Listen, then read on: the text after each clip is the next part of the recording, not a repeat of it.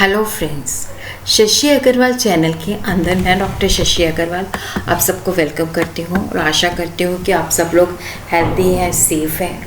और आज का जो हमारा सब्जेक्ट है that is the company law, corporate legal framework और कॉर्पोरेट लॉ, और जिसके अंदर जो हमारा टॉपिक है that is the appointment and the qualification of directors, जिसको हम काफ़ी सारे पार्ट्स के अंदर जो है स्टडी करेंगे। आज हम इसके अंदर स्टडी करेंगे कि why there is need for directors. Board of directors जो होते हैं उनके पास क्या क्योंकि बोर्ड ऑफ डायरेक्टर जो हैं, जैसे एक डायरेक्टर के पास कोई पावर नहीं होती, बोर्ड ऑफ डायरेक्टर जो है कलेक्टिवली जो है वो जो है कंपनी के पास जो है वो डिसीज़न लेती है, कंपनी को मैनेज करती हैं। और यहाँ पे हम ये भी अंडरस्टैंड करेंगे कि what is the position of the directors, और जो डायरेक्टर्स हैं उनको किस तरह से जो है अपॉइंट किया जाता है। इसके रिटन नोट जो है वो भी थोड़े दिनों के अंदर, जैसे हमारा ये टॉपिक फिनिश होगा, that will be uploaded at my blog, तो आप वहाँ पे चेक कर सकते हैं। और अगर आपको मेरा ये एफर्ट जो है सही लगता है तो do like the video, share कीजिए अपने फ्रेंड्स के साथ और मेरे चैनल शशि अग्रवाल को सब्सक्राइब कीजिए। तो सबसे पहले क्वेश्चन ये अराइज होता है कि why do we require directors. Company एक आर्टिफिशियल पर्सन है, कंपनी जो है खुद काम नहीं कर सकती, क्योंकि कंपनी को चलाने के लिए हमें कुछ ह्यूमन बींग्स की ज़रूरत पड़ेगी। The person who manage the business of the company they are known as directors. Company के दो इम्पॉर्टेंट ऑर्गन्स होते हैं, general body of shareholders जो कि कंपनी की ऑनर्स होते हैं बट स्प्रेड ओवर होते हैं, क्योंकि कंपनी की ऑनरशिप और मैनेजमेंट जो होती है सेपरेट हैंड्स में होती है। तो इसके दो ऑर्गन्स होते हैं, क्योंकि कुछ डिसीजन जो होते हैं वो डायरेक्टर्स ने शेयर होल्डर की कंसेंट के साथ करने होते हैं। तो यहाँ पे two body of organs, general body of shareholder and the second is the board of directors. Board of directors जो है general body of shareholder के द्वारा कंस्टिट्यूट किए जाते हैं। डायरेक्टर जो है वो मेंबर्स मतलब वो जो भी काम करते हैं they are accountable to the members, और उनकी जो ड्यूटी होती है कि जब भी वो अपने फंक्शन को परफॉर्म करते हैं तो they have to exercise the care, skill and diligence in discharge of their functions. Section 2 subsection 10 of the companies act कहता है कि board of director of the company the collective body of the directors. देखो collective body कि यहाँ पे ये नहीं है कि एक डायरेक्टर के पास अगर वो इंडिविजुअल डायरेक्टर कुछ करता है तो वो कंपनी को बाइंड नहीं कर सकता।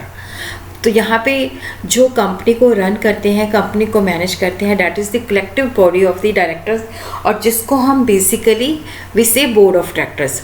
According to section 2 subsection 34 of the company act, director का अर्थ क्या होता है? जो डायरेक्टर बोर्ड ऑफ कंपनी के अंदर अपॉइंटेड होता है। और जो डायरेक्टर्स होते हैं they are always natural person, they are always individuals, क्योंकि अगर हम किसी आर्टिफिशियल पर्सन को या अपॉइंट करते हैं तो डेफिनेटली उसको हम रिस्पॉन्सिबल कैसे ठहरा सकते हैं। इसलिए जो कंपनी के डायरेक्टर्स होते हैं they are always natural person, they are always individual who are appointed to the board of directors. Now we will understand what is the legal. वैसे मैं इसके ऊपर जो है डिटेल के अंदर वीडियो भी डालूंगी कि what is the position of the directors. Here we will understand brief legal position of the directors. जो डायरेक्टर्स होते हैं they work as a agent and trustee. Agent means जो कंपनी को, जब वो कंपनी के बिहाफ पे, कंपनी उनका प्रिंसिपल है, कंपनी के बिहाफ पे जो है आउटसाइडर के साथ ट्रांजेक्शन करते हैं, तो वहाँ पे अगर वो विद इन द पावर है तो डेफिनेटली कंपनी को वो बाइंड करते हैं। तो लॉ ऑफ एजेंसी जो है कंपनी और उसके डायरेक्टर के बीच में एजेंट और प्रिंसिपल का रिलेशनशिप जो है बिल्ड करता है। और उसी तरह यहाँ पे we understand through case Ferguson and Wilson, F had the option to subscribe for the company's share, accordingly he applied for the share, the director allotted the whole of its authorised capital to other person including themselves. Option जो F को दी गई थी वो worthless होगी, तो F ने एक डायरेक्टर को स्यू किया कि जो डब्ल्यू डायरेक्टर है वो अपने कुछ शेयर जो है एफ को दे और डैमेजेस पे करे। तो एफ का जो क्लेम था इस ग्राउंड पे फेल हो गया कि जो डायरेक्टर्स थे वो अपनी जो है duty as a agent perform कर रहे हैं, तो यहाँ पे वो पर्सनली लायबल नहीं है। देखो जब डायरेक्टर जो है विद इन द पावर जो है काम कर रहे हैं और कंपनी के बिहाफ पे काम कर रहे हैं तो डेफिनेटली दे आर एजेंट्स। अगर उनकी जो है जो मतलब काम कर रहे हैं तो वहाँ पे वो उनकी कोई पर्सनल लायबिलिटी नहीं है। और उसी तरह कंपनी एक्ट 2013 कहता है कि when the company need to act both as a principal and agent, when director need to act as a agent of the company. तो यहाँ पे कंपनी एक्ट कहता है कि कुछ सिचुएशन के अंदर जो कंपनी है प्रिंसिपल भी होती है, एजेंट भी होती है, और कब डायरेक्टर जो है they have to act as a agent of the company. कई बार देखो डायरेक्टर जो होते हैं उनको पावर दी जाती है कि they have to take certain decision, तो कंपनी उनको निगेट नहीं कर सकती और ना ही उनको जो है डायरेक्शन दे सकती है कि आप पर्टिकुलर डिसीजन पे जाओ। तो यहाँ पे ये हो सकता है कि वो जो है डायरेक्टर्स को रिप्लेस कर सकती है। As a trustee, the director are required to take care of the properties, money and trade secrets belonging to the company. Trustee जो है देखो कंपनी के जो डायरेक्टर्स हैं वो इनका फिड्यूशियरी रिलेशन है, एक ट्रस्ट का है। देखो यहाँ पे trustee the director are in the fiduciary relationship with the company. देखो इंडिविजुअल शेयर होल्डर के साथ नहीं, कंपनी के साथ उनका ट्रस्ट रिलेशन है कि कंपनी की वो प्रॉपर्टी को मिसयूज़ नहीं करेंगे। अगर वो ट्रस्ट ब्रेक किया जाता है, कंपनी को लॉस होता है, तो definitely director have to reimburse the loss. The office of director जो है that is an office of trust.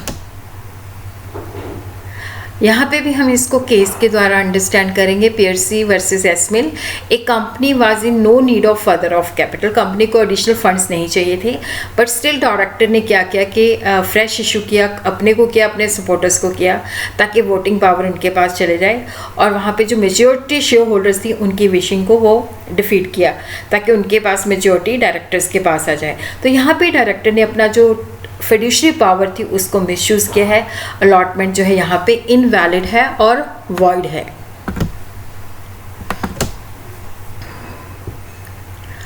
Director ने इसी तरह देखो कई बार क्या होता है कि जब directors bought share from a shareholder while they were negotiating the sale of the company at a very high price.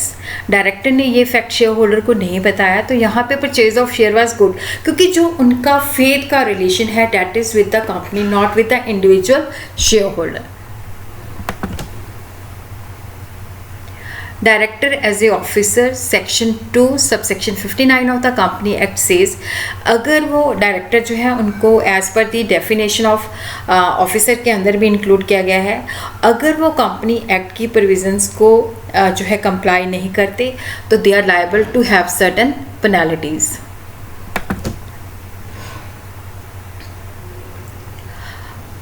The collective body of the, जब एक कंपनी में हम बात करते हैं तो इंडिविजुअल डायरेक्टर जो होता है वो इतना उसके पास इतनी पावर नहीं होती जितनी collective body of the director के पास होती है, और जो collective body of the director होती है that is called the board of directors.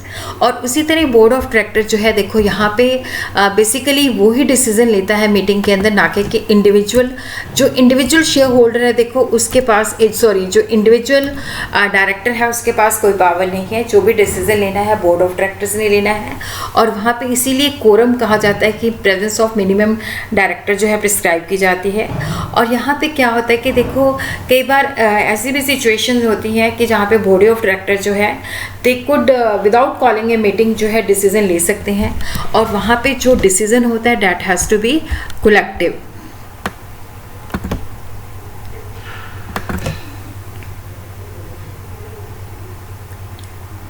Section 49 of the company act 2013 says कि एवरी कंपनी, हर कंपनी को डायरेक्टर होना चाहिए। As per section 149 every public limited company shall have at least 3 directors. देखो जो भी पब्लिक लिमिटेड कंपनी है उसके मिनिमम कितने डायरेक्टर होने चाहिए? 3, और जो प्राइवेट लिमिटेड कंपनी है वहाँ पे मिनिमम 2 डायरेक्टर्स, और जो मैक्सिमम नंबर ऑफ डायरेक्टर्स है वो 15 तक जा सकता है। और उसी तरह जो 1 पर्सन कंपनी है तो वहाँ पे मिनिमम 1 डायरेक्टर एग्जिस्ट होना चाहिए। Section 49 subsection 3 of the company act says every company shall have at least 1 director who stays in India for a total period of 182 days during the current financial year. Earlier it was calendar year. For a newly incorporated company, provision shall apply proportionately. तो यहाँ पे क्या है कि देखो जो minimum directors है उसके अंदर एक डायरेक्टर जो है रेजिडेंट डायरेक्टर होना चाहिए। जो करंट फाइनेंशियल ईयर है उसके अंदर उसका जो स्टे है should not less than 182 days होना चाहिए। और उसी तरह देखो जो पब्लिक लिमिटेड कंपनी है it should have minimum 3 directors, private limited company जो है it should have 2 minimum directors, 1 person company जो है it should have minimum 1 person, और मैक्सिमम लिमिट जो है 15 की है। और 15 से अगर अपॉइंट करना है तो डेफिनेटली कंपनी को स्पेशल रेजोल्यूशन पास करना पड़ेगा। तो इस तरह से हम देखते हैं कि अगर 15 से ज़्यादा करना है तो कंपनी को जो है, चाहे वो पब्लिक लिमिटेड कंपनी है, चाहे वो प्राइवेट लिमिटेड कंपनी है, चाहे वो 1 पर्सन कंपनी है, दे हैव टू पास, मतलब 15 से ज़्यादा करना है तो they have to pass the special resolution. तो जो सेक्शन 149 है गवर्नमेंट कंपनी जो कि कहती है कि a government company from the application of section 149(1) subsection B which require a company have to maximum of 15 directors only, तो वो एग्जम्प्टेड है। और उसी तरह क्या है कि देखो यहाँ पे उस प्रोविज़न से भी ये एग्जम्प्टेड है कि इसको अगर 15 से ज़्यादा करने हैं तो स्पेशल रेजोल्यूशन पास करना पड़ेगा। और यही जो एग्जाम्पशन है that is also applicable to the section 8 companies provided government company और जो सेक्शन 8 कंपनीज़ हैं उन्होंने कोई डिफ़ॉल्ट नहीं किया हुआ, उन्होंने फाइनेंशियल स्टेटमेंट अंडर सेक्शन 137 और annual return under section under section 92 के अंदर जो है उसकी फाइलिंग की हुई है, वहाँ पे कोई डिफ़ॉल्ट नहीं किया हुआ। तो अदरवाइज़ गवर्नमेंट कंपनी और सेक्शन जो 8 कंपनी है उसको 149 से एग्जाम्पशन है। उसी तरह हम देखते हैं कि board of director Section 2, subsection 10 is a group of individuals. They are elected by the shareholder of a company to run the management of the company. The board of directors control, manage and superintends the affair of the company.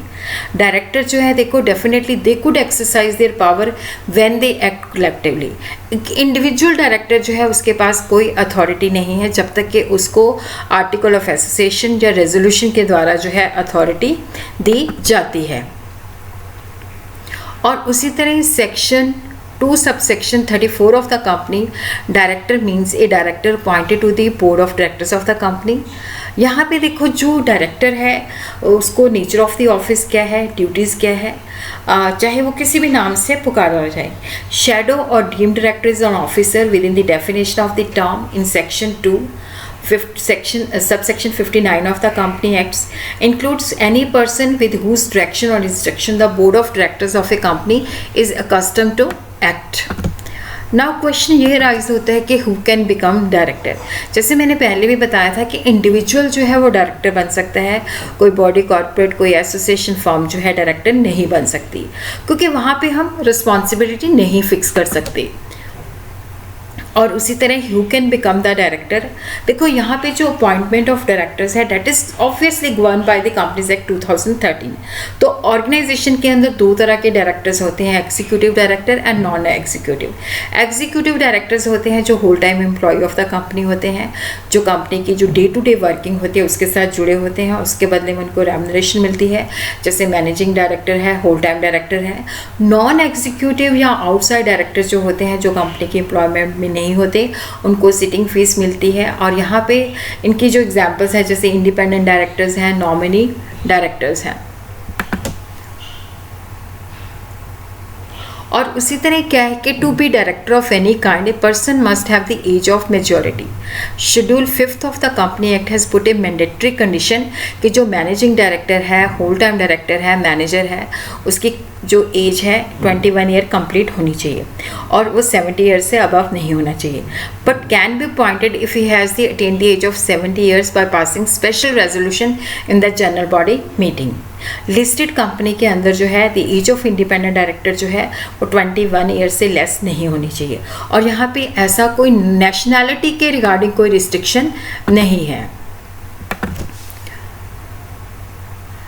Under Rule 3 of the Companies Act, Appointment and Qualification of Directors Rules 2014, second provision to Section 149 subsection 1, the following company shall appoint at least one woman director। देखो ये organisation को 1 woman director जो है appoint करना ही पड़ेगा every listed company के अंदर 1 women director होनी चाहिए कम से कम। एवरी अदर पब्लिक कंपनी जिसकी पेड अप शेयर कैपिटल जो है 100 करोड़ की है या उससे ज़्यादा की है। देखो दूसरी अदर पब्लिक लिमिटेड कंपनी जो है उसकी पेड अप शेयर कैपिटल कितनी, 100 करोड़ या उससे ज़्यादा, या टर्नओवर जो है 300 करोड़ और मोर। यहाँ पे जो पेड अप शेयर कैपिटल है या टर्नओवर के paid up share capital 100 crore या उससे ज़्यादा या टर्नओवर 300 करोड़ या उससे ज़्यादा as on the last date of the latest audited financial statement shall be taken into account.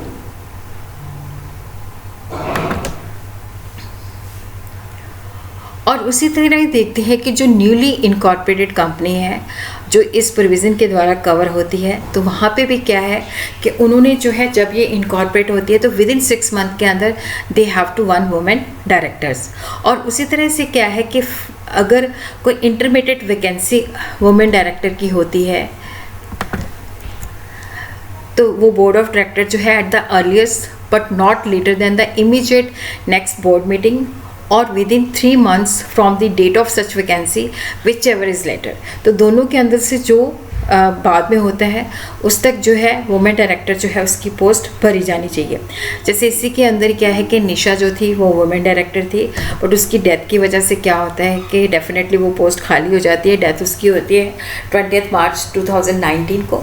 तो ये इंटरमीडिएट वैकेंसी है, तो डेफिनेटली यहाँ पे इसको जल्दी से जल्दी जो है फिल करना चाहिए। तो अब हम यहाँ पे देखते हैं कि जो बोर्ड मीटिंग थी वो 25 जून 2019 को होती है। तो यहाँ पे दोनों हम लगाते हैं कि देखो जो क्योंकि उन्होंने कहा है कि या तो जब खाली होती है उसके 3 months जो होते हैं 19 जून को होते हैं। तो यहाँ पे हम देखते हैं कि बोर्ड मीटिंग जो है 25 जून को होती है, तो दोनों में से विच इज़ लेटर। तो यहाँ पे 25 जून 2019 तक जो है वुमेन डायरेक्टर की जो पोस्ट है वो फिल हो जानी चाहिए अगर कोई और वुमेन डायरेक्टर वहाँ पे नहीं है, क्योंकि कम से कम एक वुमेन डायरेक्टर होना चाहिए।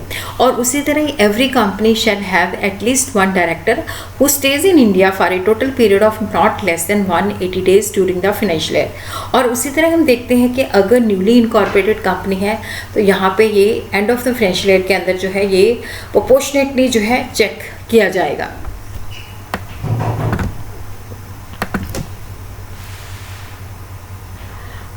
और उसी तरह जो लार्ज पब्लिक लिमिटेड कंपनीज है they have to appoint the independent directors on their board with a view to boost the level of corporate governance. ये हम आगे चल के जो है डिटेल के अंदर करेंगे। इंडिपेंडेंट डायरेक्टर जो है आउटसाइड से होता है और वो नॉन एग्जीक्यूटिव होता है, क्योंकि उसका इंडिपेंडेंट बाइस मतलब वो कंपनी के साथ कनेक्टेड नहीं होना चाहिए। Independent director need to have an independent mind set which should not be duly influenced by the member of the board. इसको हम अगली वीडियोस के अंदर जो है काफ़ी डेप्थ के अंदर कवर करेंगे। इंटरेस्टेड डायरेक्टर वो होते हैं कि जैसे बोर्ड ऑफ डायरेक्टर्स की मीटिंग होती है या जनरल बॉडी की मीटिंग होती है, तो वहाँ पे जो ट्रांजैक्शन के बारे में डिसीजन लेना होता है तो वो उस ट्रांजैक्शन के अंदर इंटरेस्टेड होते हैं। And interested director is the one among the other director who constitute the board of directors. When existing director become interested in the transaction of the company he is called interested director and need to disclose this fact. तो यहाँ पे क्या होता है कि interested, इसको भी हम आगे चल के काफ़ी डिटेल के अंदर बताएंगे। जैसे मान लो मैं किसी कंपनी का डायरेक्टर हूँ, तो मैं किसी जो फर्म है वहाँ पे पार्टनर भी हूँ, तो उस फर्म ने कंपनी के साथ कोई कॉन्ट्रैक्ट करना है तो डेफिनेटली क्योंकि मैं उस फर्म का पार्टनर हूँ तो मैं उस ट्रांजेक्शन में इंटरेस्टेड हो जाता हूँ, तो डेफिनेटली मुझे ये चीज़ जो है डिस्क्लोज करनी पड़ेगी। एग्जीक्यूटिव एंड नॉन एग्जीक्यूटिव, देखो जो बोर्ड ऑफ डायरेक्टर्स हैं they have executive and non executive directors. Executive director जो होते हैं they are responsible for managing different business operation which is undertaken by the company. Non executive जो होते हैं वो बोर्ड मीटिंग के द्वारा पार्टिसिपेट होते हैं। इंडिपेंडेंट डायरेक्टर्स की एग्जाम्पल है क्योंकि वो एग्जीक्यूटिव डायरेक्टर की तरह एक्ट नहीं होते और वो तभी लायबल होते हैं अगर जो गलत एक्ट होते हैं तो वहाँ पर अगर वो कंसेंट देते हैं जो नॉन एग्जीक्यूटिव होते हैं। और उसी तरह क्या है कि section 152 and 153 of the company act, every person propose to be director must have a director identification number और any other identification number which may be prescribed by the central government which will be treated as a director identification number. As per rule 9 of the company's appointment and qualification of director rules, every applicant who intend to be appointed as a director of an existing company shall make an application electronically in form DIR to the central government for the allotment of the DIN. In case of proposed director which is not having approved DIN, the particular of the maximum 3 directors shall be mentioned in the form Incorporation 32 Spice DIN may be allotted to the maximum 3 proposed director through form INC 32. Appointment of the first directors. Section 152 deal करता है. देखो जो first directors होते हैं, article of the company जो है first director के name जो है कंटेन करता है. अगर कोई ऐसी प्रोविज़न नहीं है तो जो इंडिविजुअल सब्सक्राइबर्स होते हैं दे आर, उनको माना जाता है कि फर्स्ट डायरेक्टर्स हैं. फर्स्ट डायरेक्टर जो है they will hold the office until the directors are duly appointed in the general meeting.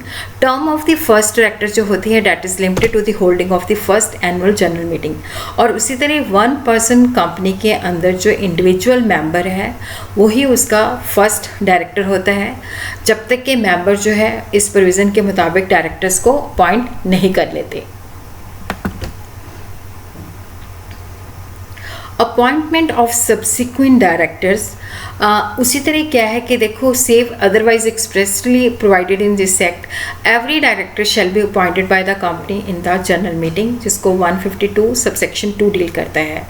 Not less than, देखो जो 2/3 of the total number of directors होते हैं पब्लिक लिमिटेड कंपनी और a private limited company which is a subsidiary of public limited company must be appointed by the company in the general meeting. और उसी तरह क्या है कि जो 1/3 है वो आर्टिकल ऑफ एसोसिएशन की प्रोविज़न के द्वारा अपॉइंटेड होते हैं. अगर आर्टिकल ऑफ एसोसिएशन साइलेंट है देन शेयर होल्डर अपॉइंट करते हैं. और यहाँ पे जो बेसिकली जो 2/3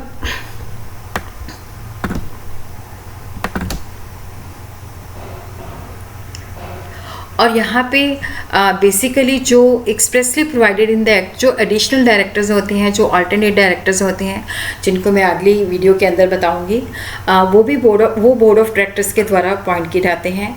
अगर आर्टिकल ऑफ एसोसिएशन जो है बोर्ड ऑफ डायरेक्टर्स को इस रिगार्डिंग जो है एम्पावरमेंट देता है. और उसी तरह हम देखते हैं कि जब हम डायरेक्टर्स को अपॉइंट करते हैं तो what are the other requirement.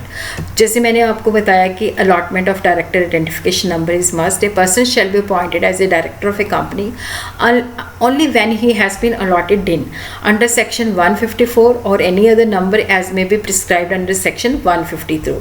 और यहाँ पे क्या है कि देखो डिन देना पड़ता है और उसी तरह डिक्लेरेशन देनी पड़ती है कि he is not disqualified to become a director.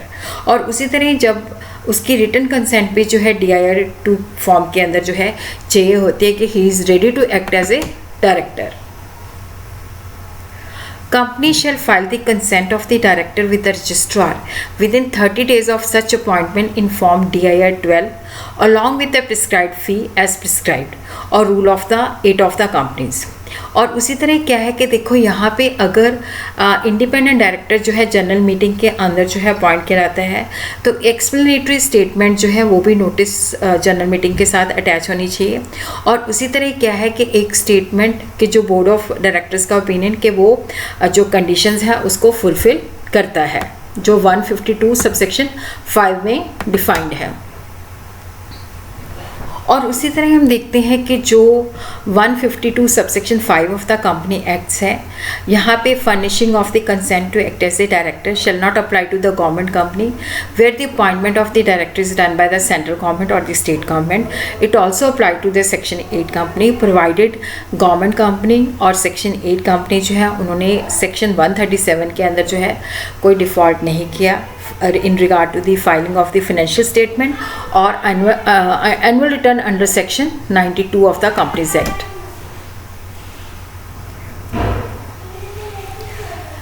अब हम यहाँ पे देखते हैं कि retirement of the directors bye rotation, जिसको सेक्शन 152 सब सेक्शन 6 जो है डील करता है। तो यहाँ पे है कि prevent the mischief of self perpetuating.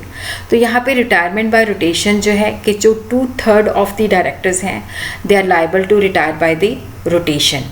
Only 1/3 जो होते हैं वो बेसिकली यहाँ पे जो 2/3 मतलब जितने भी टोटल डायरेक्टर्स हैं उनका 2/3 जो होता है liable to retire by the rotation होता है, और 2/3 का जो 1/3 है वो हर एक जनरल मीटिंग के अंदर जो है रिटायर होता है।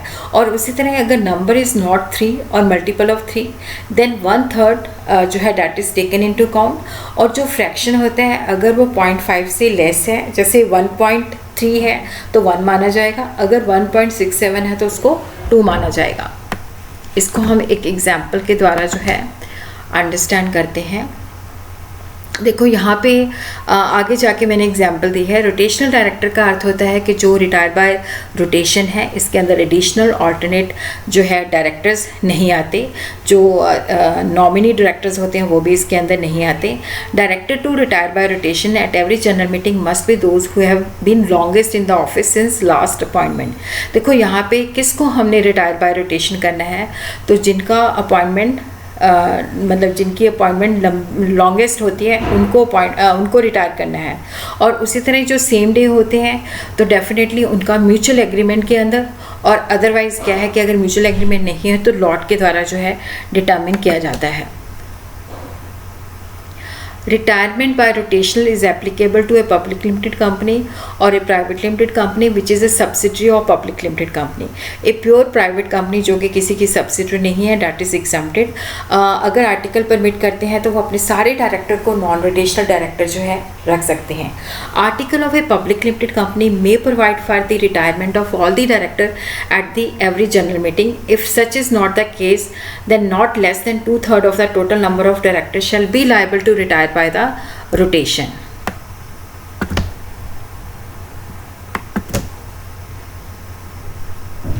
A company has 9 directors. Out of 9, 3 directors can be appointed as a permanent director if the company so desires. The remaining 6 director will be liable to retire by the rotation.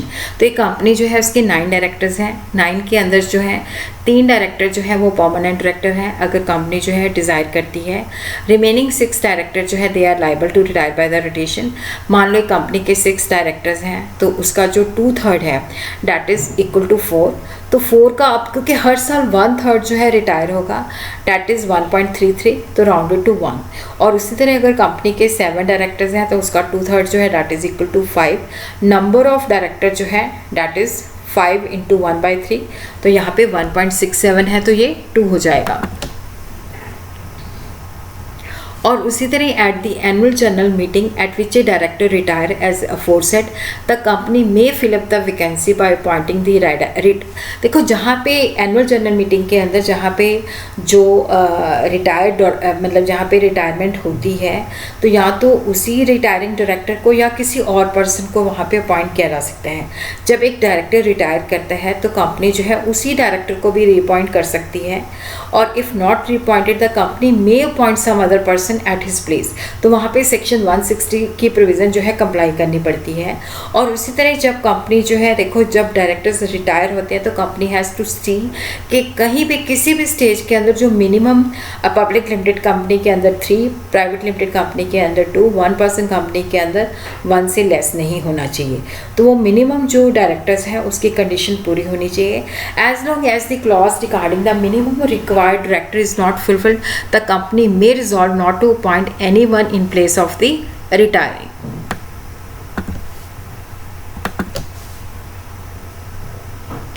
और उसी तरह ही देखो कई बार क्या होता है कि अगर annual general meeting is not held on due date then the retirement of the rotational director can not be postponed to that particular date when the AGM shall be held in future.